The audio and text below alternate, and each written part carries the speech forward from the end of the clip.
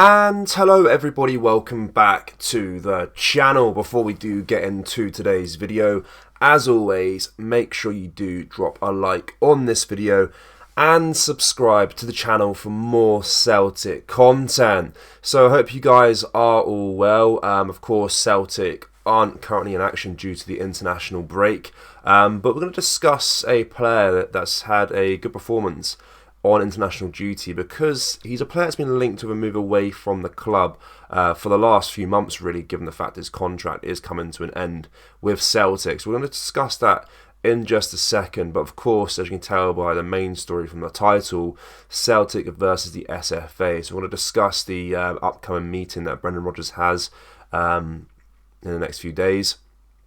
In today's video, of course, there's a little bit of back and forth there between Rodgers and the SFA after his comments after the Tynecastle loss. So let's start with this story about the Celtic player on international duty. So Rokovata has significantly boosted his profile with a standout performance for Ireland's under-21 team, scoring a hat-trick in a 7-0 victory over San Marino. This eye-catching display has attracted the attention of several top Italian clubs, including AC Milan, who led a cohort of Serie A clubs, including Bologna and Atalanta, in scouting the player during the match. Vata's current contract situation at Celtic, with his deal expiring in the summer, adds an interesting dimension to his future. The prospect of securing his services for a training compensation fee of around £400,000 makes him an attractive proposition for clubs looking to invest in young talent. Celtic, aware of Vata's potential and market value, has reportedly offered an extension until the summer of 2027, hoping to secure his future at the club amidst growing interest. English Championship side Watford, along with other Italian clubs such as Bologna, Sampdoria and Como, have been long-term admirers of the young attacker. So this story is really frustrating, because Rokovata is a player with loads and loads of potential, hence the massive amount of interest in him.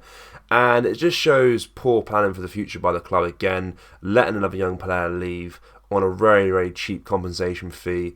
The likes of Ben Doak already departed that way as well before. And, Rokovata, I suppose he's looking at the situation. Of course, he's got massive teams in Italy interested in him. Some names like AC Milan, crazy big clubs, interested in his services. They know that he has lots of potential. And he's obviously been offered a contract until the summer of 2027. But put yourself in his shoes. He's looking at his current opportunities he gets now with Celtic. He's not getting a real sniff in the team right now. So does he really want to commit his long-term future to the club and not get game time? So, of course, putting aside the fact he's a Celtic fan and stuff like this, you've got to look at your own career and see what the best kind of pathway to first team football is.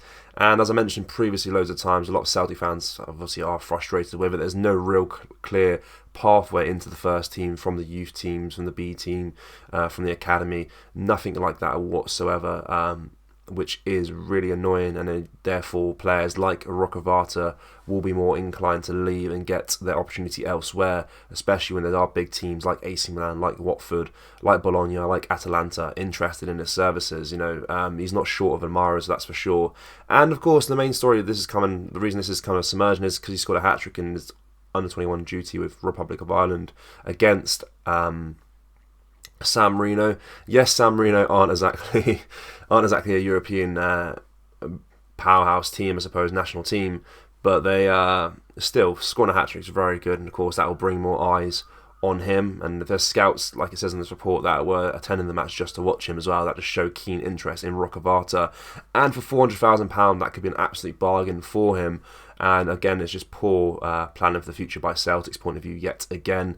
Really, really annoying. Hopefully he does sign a new contract with the club, but I wouldn't be completely surprised if he decides to go elsewhere and try and build his career in Italy or in the Championship in England. I wouldn't be massively surprised whatsoever, just given the fact he's not really had a real sniff in the team whatsoever so far this season or in the last few years.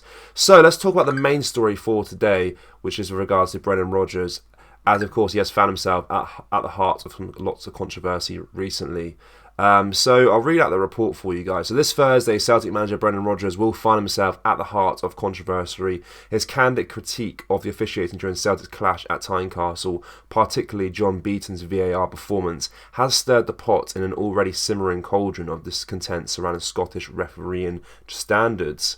Rodgers' use of the word incompetent has led to a disciplinary hearing set by the Scottish Football Association, a move that, under the current circumstances, borders on ridiculous. What makes the situation particularly ironic is the timing. Crawford Allen, the head of Scotland's referees, has announced his decision to step down, although he will linger in his role until a successor is found. This decision came in the wake of what can only be described as a vote of no confidence by the Premiership clubs, a collective expression of disillusionment with the current state of officiating and the VAR systems Allen oversees. In this context, the prospect of the SFA punishing Brendan Rodgers isn't just baffling, it's ridiculous. It's a move that would not only spotlight the SFA's detachment from the clubs and fans' growing frustrations, but also raise questions about the organisation's priorities. So the fact that this disciplinary is still going forward despite Crawford Allen stepping down is ridiculous, of course. The issue was, obviously, the issue happened whilst he was still in charge. The issue was with VAR, John Beaton, of course, on the VAR duties. And that's where the comments came from. And now the fact they've had a vote of no confidence in Crawford Allen, who runs the whole thing, and he's stepping down, and Rodgers is still getting punished for what he said, is absolutely ridiculous.